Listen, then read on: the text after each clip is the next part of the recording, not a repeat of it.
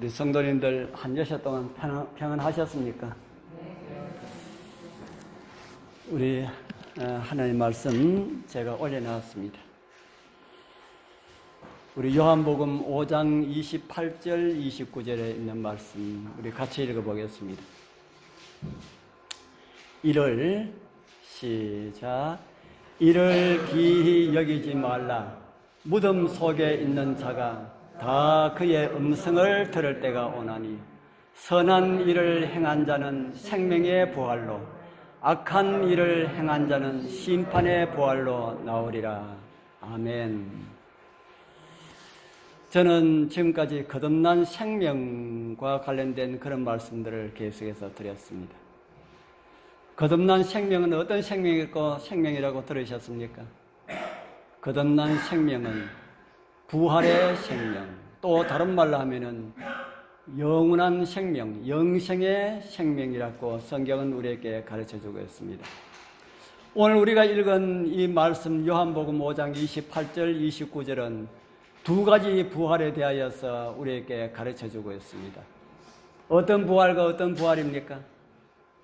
어떤 부활과 어떤 부활입니까? 선한 일을 행한 자는 생명의 부활로, 그러니까 어떤 부활이 있어요? 생명의 부활이 있다. 악한 일을 행한 자는 어떤 부활입니까? 심판의 부활, 심판의 부활이 있다. 생명의 부활은 어떤 부활이고 심판의 부활은 어떤 부활일까? 설명 안 해도 대충 짐작은 하겠지요. 생명의 부활은 영원한 생명을 가진 사람, 구원받은 사람들의 부활이고요. 그들은 이제는 다시는 사망이 없는 그런 가운데 영원한 행복 가운데 살아가는 그 삶의 시작입니다. 그리고 심판의 부활은 어떤 것입니까? 심판의 부활은 영원한 생명을 거절하고 용서를 베풀어 주셨지만은 그 용서를 거절하고 그렇게 구원받으라고 간청했음에도 그 구원을 거절하고 죄 가운데 있기를 고집하는 자들에 대한 집행심판, 그것을 심판의 부활이다. 그렇게 성경은 우리에게 가르쳐주고 있습니다. 우리 성도님들 이 두 부활 중에 어디에 참여했으면 좋겠습니까? 말아요 마노. 생명의 부활에 참여하지요. 우리 정말 잘 준비하셔서 영원한 생명을, 하나님께서 우리에게 주신 생명, 영원한 생명을 잘 간직하셔서 우리 주님 영광 중에 오시는 그 생명의 부활에 꼭 참여하게 되길 소원합니다. 계시록에 있는 말씀을 보면은 이런 말씀이 있습니다. 좀 길지요. 길지만은 우리 계시록을 많이 안 보니까 한번 읽어보겠습니다. 제가 우리 정교사님이 만날 거듭남에 대해서만 할 건가? 다니엘서를 좀 하고 요한계시록도 좀 하고 이렇게 해라. 그래요. 시간이 되면은, 때가 되면은 다 하게 될 겁니다. 저는 어느 곳에나 있든지 다니엘서, 요한계시록은 꼭 한 번씩 다 합니다. 제가 삼열에서도 했고 외관서도 했고 저기 장류에서도 했습니다. 우리 요한계시록 20장 4절에서 6절에 있는 말씀을 우리 같이 제가 읽어드리겠습니다. 우리 성도님들은 눈으로 보십시오. 너무 길기 때문에. 또 내가 보좌를 보니 거기 앉은 자들이 있어 심판하는 권세를 받았더라. 또 내가 보니 예수의 증거와 하나님의 말씀을 인하여 목배임을 받은 자들의 영혼들과 또 짐승과 그의 우상에게 경배하지도 아니하고 이마와 손에 그의 표를 받지도 아니한 자들이 살아서 그리스도로 더불어 1000년 동안 왕노릇하니 그 나머지 죽은 자들은 그 1000년이 차기까지 살지 못하더라. 이는 첫째 부활이라. 이 첫째 부활에 참여하는 자들은 복이 있고 거룩하도다. 둘째 사망이 그들을 다스리는 권세가 없고 도리어 그들이 하나님과 그리스도의 제사장이 되어 1000년 동안 그리스도로 더불어 왕노릇 하리라. 이곳에 어떤 부활을 말하고 있습니까? 이곳에 부활을 말하고 있지요. 어떤 부활을 말하고 있습니까? 이마와 손에 그의 표를 받지도 아니하는 자들이 살아서 부활해서 살아서 그래서 이들은 첫째 부활에 참여한 사람들이지요. 이는 첫째 부활이라 그렇게 말씀을 하고 있습니다. 첫째 부활이 있다고 하지요. 그들은 1000년 동안 왕노릇 하리라. 그리고 둘째 사망이 그들을 다스리지 못한다고 말을 하고 있습니다. 또 다른 말로 하면은 이제는 죽음이 없다 하는 겁니다. 우리가 지금 이 세상에서 살고 죽는 것은 첫 번째 죽음입니다. 첫 번째 사망입니다. 그러나 두 번째 사망은 다시 살아났다가 다시 죽는 것을 가지고 두 번째 사망이라고 하는데, 이 첫째 부활에 참여하는 자는 다시는 뭐가 없다고요? 다시는 죽음이 없다. 실감나지 않지요. 다시는 죽음이 없는 것을 우리가 경험해보지 못했기 때문에 실감이 나지 않습니다. 그러나 하나님께서 말씀하셨으니까 분명하게 있으리라 그렇게 믿습니다. 그런데 여기에 둘째 부활에 대해서 언급을 합니까 안 합니까? 둘째 부활에 대해서는 언급을 하지 않지요. 그러나 성경을 자세히 읽어보면은 정보를 얻을 수가 있습니다. 괄호 안에 위에 빨간 칠을 해놓는 거하고 밑에 빨간 칠을 해놓는 거하고 그 가운데 내용이 괄호입니다. 그 괄호 안에 어떤 말씀이 있습니까? 그 나머지 죽은 자들은 1000년이 차기까지 뭐 하지 못하더라? 살지 못하더라. 이 말씀은 1000년이 차면은 뭐 한다라는 말씀으로 이해를 할 수가 있습니까? 1000년이 차기까지 살지 못하더라 이렇게 기록된 말씀은 1000년이 차면은 어떤다는 말입니까? 1000년이 차면은 산다라는 말입니다. 그래서 여기에 나오는 이 부활이 1000년이 차면은 살아나는 이 부활을 가지고 둘째 부활이라 그렇게 이해를 할 수가 있습니다. 어떤 부활과 어떤 부활이 있다고 했습니까? 생명의 부활과 심판의 부활. 생명의 부활과 심판의 부활. 첫째 부활은, 이 생명의 부활은 언제 있습니까? 첫째 부활이라고 하는 이 생명의 부활은 언제 있는가?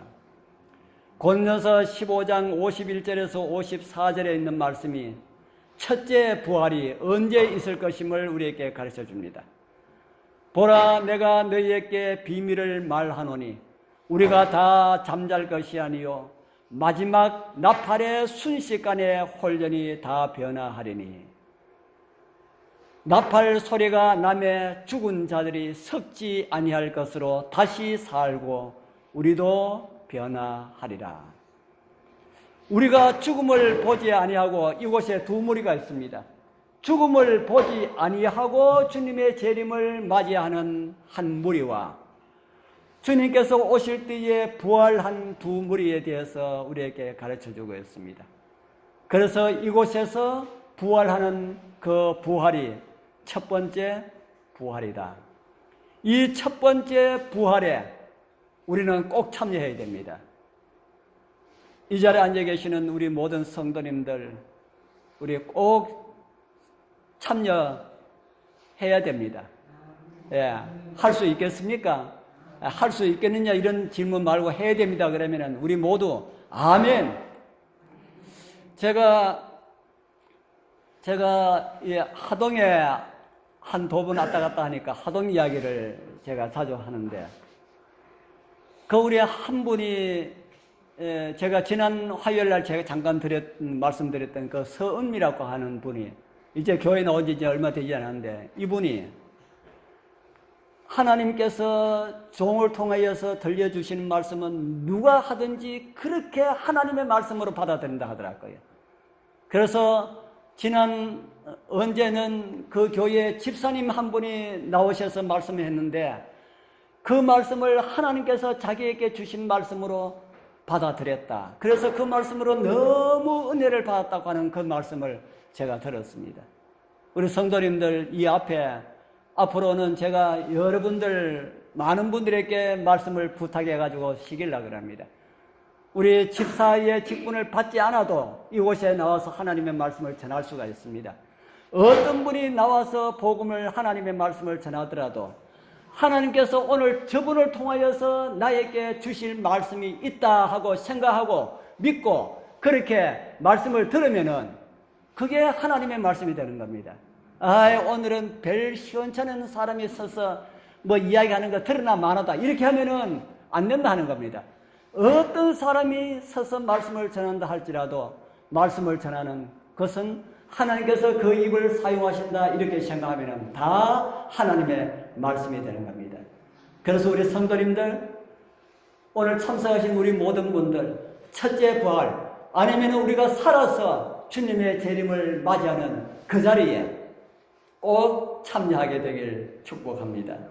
저는 살아서 예수님의 재림을 맞이할 것이다 라고 이 생각을 몇십 년 전부터 저는 생각하고 있는데 어떨 때는 그게 자꾸 이렇게 연약해지는 그런 것을 느끼는데 아니다. 주님께서는 내가 살아있을 때 분명히 오실 것이다 하고 그렇게 믿습니다. 우리 성도님들도 연세 드신 분들도 지금 이루어질 징조들이 거의 다 이루어지기 때문에 우리 주님의 재림을 살아서 다 맞이할 수 있는 그런 특권을 우리가 다 가질 수가 있습니다. 우리 주님의 재림을 우리가 준비해야 되겠습니다. 그러면은 둘째 부활은 언제 있을 것인가? 둘째 부활은 언제 있을 것인가? 첫째 부활은 예수님의 재림 시에 일어나고 둘째 부활은 언제 있을 것인가? 제가 그림을 올려놨습니다. 첫째 부활이 있고 둘째 부활 그 사이에는 천년이 있다. 아까 천년이 차기까지 살지 못하더라라는 말씀을 우리가 읽었지 않습니까? 첫째 부활은 예수님께서 재림하실 때에 일어나고요. 예수님께서 재림하시고 성도들이 하늘에 가고 난 다음에 천년 동안 아까 우리 요한계시록에 있는 말씀을 읽어볼 때에 천년 동안 왕노릇 하더라 그랬습니다. 성도들이 하늘에 가서 천년 동안 왕노릇 하고 난 다음에 다시 예수님과 함께 구원받은 성도들이 이 땅에 내려옵니다. 바로 그럴 때, 바로 그때 둘째 부활이 있을 것이다 하는 겁니다.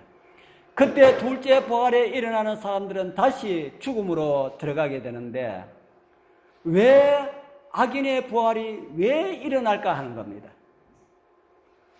왜 일어날까요? 하나님께서 살려놨다가 구원받은 사람들이 보고 예수님 참여하는 거 보고 또 죽도록 하는 거 하나님 너무 잔인한 거 아닙니까? 저는 처음에 모를 때에 이 둘째 부활, 악인의 부활에 대해서 정말 의문이 많았습니다. 왜 하나님께서 구원받은 사람 일으키는 것은 그건 당연하지만은 멸망받을 사람을 왜 일으킬까? 왜 부활시킬까? 또 죽음에 가도록 하는 것. 여러분들 이런 궁금증 없습니까? 그 궁금증이 있어야 오늘 답을 제대로 알게 되는 겁니다.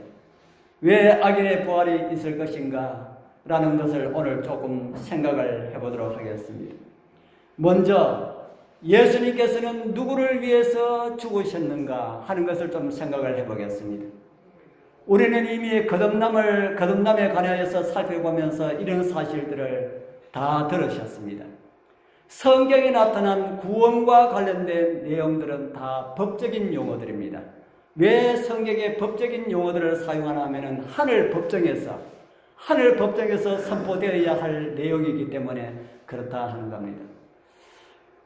예수님은 우리 개인 한 사람 한 사람을 위하여서 죽으셨다. 맞는 겁니까? 틀린 겁니까? 우리 개인 한 사람 한 사람을 위하여서 다 예수님께서 죽으셨다. 맞는 겁니까? 틀린 겁니까? 맞는 거잖아요. 예수님께서 우리 배춘재 집사를 위해서도 죽으셨고 우리 임성계 형제를 위해서도 죽으셨고 우리 이 자리에 계시는 모든 분들을 위해서 다 죽으셨다라는 말씀도 맞는 말씀이고요.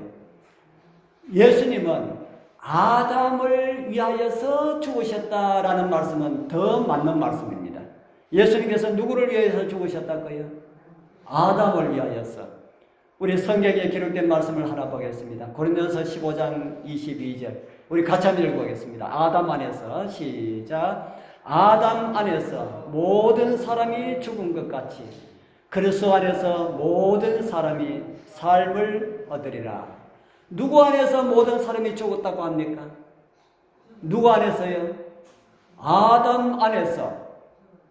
이 말씀을 좀 다르게 해석을 한다면은 아담의 범죄로 인하여서 모든 사람들이 다 죽게 되었다. 다른 말로 하면은 다 죽었다. 라는 그런 의미입니다. 예수님께서 우리는 아담이 범죄했기 때문에 아담 안에서 생명의 유전자가 죽어버렸기 때문에 다 죽은 그런 생명을 잉태하게 되었다. 그 아담을 위하여서 예수님께서 죽으셨다. 제가 옛날에 드라마인지 TV에서 나오는 뭐 어떤 영화인지 모르겠는데 제가 하나 본 기억이 납니다. 많은 사람들이 한 마술사에 의해 가지고 마술에 걸렸는데 거기에 정의의 용사가 나타났습니다. 그래서 모든 사람들을 마술에서 풀어주기 위하여서 그 마술사를 찾아가서 둘이 결투를 해서 그 마술사를 죽였습니다. 그럴 때 그 마술사가 죽는 그 순간 마술의 마법에 걸렸던 모든 사람들이 다 온전하게 되는 그런 사실을 제가 오래전에 한번 본 일이 있습니다. 예수님의 구원의 계획도 비슷하다. 그렇게 생각할 수가 있습니다. 예수님께서 아담의 죄의 문제만 해결해버리면은 아담만을 죽으면서 완전히 구원을 해버리면은 누구까지 다 해결된다는 말입니까? 아담을 통하여서 죽게 된 모든 사람의 죄까지, 모든 사람의 생명까지 다 해결된다. 그런 사실들을 성경은 우리에게 가르쳐주고 있습니다. 그래서 여기에 합당한 결론이 바로 모든 사람들이 다 부활한다는 의미입니다. 구원받은 사람들도 부활하고요. 구원받지 못하는 사람들도 다 부활하는데 왜 부활하는가 하면은 누구의 죄를 해결해 버리기 때문에요. 누구의 죄를 해결했다고 그랬습니까? 아담의 죄를 해결했기 때문에 아담으로부터 죽을 모든 사람들은 다 어떻게 되어야 됩니까? 다 살아나야 되지 않습니까? 구원에 대한 이야기를 다른 사람들에게, 안 믿는 사람들에게 이야기를 하다 보면 이런 질문을 많이 받습니다. 참 나는 억울합니다. 왜 그렇습니까? 아담이 죄를 지은데 왜 내가 죽어야 합니까? 그래요. 여러분들은 그런 생각이 들지 않습니까? 아담이 죄를 지는데 왜 내가 죽어야 합니까? 나 정말 그거 받아들이기 힘듭니다. 하나님 너무한 것이 아닙니까? 아담이 죄를 지었는데 왜 내가 죽어야 합니까? 여러분들 아담이 죄를 지는데 여러분들 죽으라 하면은 하나님 뭐 할 수 없으니까 뭐 죽어야지요. 받아들이겠습니다. 이렇게 하시겠어요? 그렇게 하시겠습니까? 아니면 뭔가 거기도 뭔가 있는 것 같은 생각이 들지 않습니까? 아담이 죽기 때문에 아담이 죄를 범했기 때문에 우리가 다 죄의 책임을 다 져야 한다라고 하는 것은 우리 교회의 가르침이 아닙니다. 우리 교회에서는 그렇게 가르치지 않습니다. 다른 일반 대부분의 교회에서는 거의 다 그렇게 가르칩니다. 아담의 죄로 인해서 모든 사람들이 다 죄의 책임을 다 지고 있다. 그렇게 하고 있어요. 그런데 성경을 자세히 보면은 그것이 아니다 하는 겁니다. 그걸 증명하기 위하여서 예수님께서는 아담의 죄를 없이 함으로 인하여서 모든 사람들에게 다 구원을 선포하셨습니다. 모든 사람들이 다 구원을 받도록 그렇게 하셨다 하는 겁니다. 그런데 왜 구원 받을 사람이 있고 멸망 받을 사람이 있습니까? 왜 구원 받을 사람이 있고 왜 멸망 받을 사람이 있습니까? 다 구원을 다 주셨는데 어떤 사람은 구원받고 어떤 사람은 멸망받고 왜 그렇습니까? 아담의 죄를 해결해 줬으면 모두 다 구원을 다 줘야 되는데 왜 어떤 사람은 구원받고 어떤 사람은 구원받지 못하고 그러는가 하는 겁니다. 왜 그렇습니까? 구원받은 사람은 하나님께서 주신 구원을 그들은 받아들였고, 멸망받는 사람은 하나님께서 그냥 주시는 구원 주시는 데 있어가지고 뭘 하라고 하지 않지 않습니까? 그냥 아담의 죄를 해결해 주시고 그냥 공짜로 모든 사람에게 다 구원을 주셨는데 어떤 사람들은 구원을 받아들이지 않냐고 구원을 거절했다 하는 겁니다. 그렇기 때문에 그들에게는 구원이 없다 하는 것이죠. 우리의 몸이 아담이 지은 죄의 영향 때문에 부활의 생명을 그대로 보존할 수가 없습니다. 그렇기 때문에 우리가 죽고 구원받은 몸이지만은 죽고 예수님의 재림 때까지 우리가 살아있지 못한다면은 우리가 죽고 그러게 하는데, 그러나 우리 주님께서 오셔서 그 사람들을 다시 살려서 다시는 죽지 아니할 그런 몸으로 다시 살리신다고 기록된 말씀을 우리가 읽었지요. 우리가 고린도서 우리 15장 51절에 있는 기록된 말씀을 우리가 읽었습니다. 이 죽을 것이 죽지 아니함을 입으리로다. 썩을 것이 썩지 아니함을 입고 죽을 것이 죽지 아니함을 입을 때에 사망이 이김에 삼킨 바 되리라고 기록된 말씀이 응하리라. 여기에 기록된 이 사람들은 죽지 아니할, 이제는 다시는 썩지 아니할 이런 몸으로 변화를 받았다. 어떤 사람들이 이런 변화를 받는다 그럽니까? 어떤 사람들이요? 영원한 생명으로 들어갈 자들을 제가 잠깐 정리를 해드리겠습니다. 구원 얻은 상태로 그들의 생명의 질이 영원한 생명을 가지고 있어야 합니다. 죽었다가 부활한 사람이 구원 얻은 상태가 되어야 하고 그 생명의 질을 그대로 가지고 있어야만 된다 하는 겁니다. 두 번째로 주어진 영원한 생명의 질을 잃어버릴 수도 있다 하는 겁니다. 구원을 받았지만은 그 생명의 질을 잃어버릴 수도 있다. 어떻게 하면 잃어버립니까? 믿고 구원받은 생활을 하다가 그 생활을 버려버리면 그 생명의 질을 잃어버릴 수도 있습니다. 모든 것은 예수 안에서 이김을 얻을 수가 있다. 우리의 힘으로 이기는 것이 아닙니다. 예수의 주시는 그 예수님의 능력으로 다 이긴다 하는 것이죠. 그 다음에 이러한 은혜를 거절하는 자들은 아담의 죄는 해결되었지만은, 아담의 죄가 해결되어서 부활하지만은 이제는 누구의 죄로 죽는다는 겁니까? 누구의 죄로 죽어요? 자기의 죄로 죽는다 하는 겁니다. 그래서 이 세상에 어떤 사람도 아담 때문에 나는 멸망합니다 라고 하는 이런 것을 아무도 이야기할 수 없도록 하나님께서 하셨다. 그것이 바로 악인들의 부활이다 하는 겁니다. 이런 은혜를 주신 우리 하나님, 정말 우리 예수님 안에서의 그런 믿음의 생활 잘 하셔서 우리 주님께서 이 땅에 오실 때에 그 영광의 나라에 우리가 다시는 썩지 아니할 그런 영광의 몸을 입고 그곳에 우리가 다 참여해야 되겠지요. 그러면은 이 성경에 기록된 악인과 의인의 부활에 대해서 좀 살펴보도록 하겠습니다. 대표적인 말씀이 우리 고린도서 15장 20절에서 있는 이 말씀인데요. 이 말씀 중에 세 부류의 부활을 이곳에서 설명을 합니다. 세 가지 부활을 설명을 합니다. 그 첫 번째가 예수님입니다. 죽은 사람 가운데 부활한 무리 가운데 첫 번째가 예수님의 부활입니다. 그 다음은 예수님께서 재림하실 때에 그에게 붙은 자, 다시 말해서 구원받은 의인들을 이야기하고 있고요. 그 다음에는 세 번째는 나중이다. 저가 모든 정사와 모든 권세와 능력을 멸하시고 나라를 아버지께 받을 때다. 그렇게 말씀을 하고 있습니다. 역시.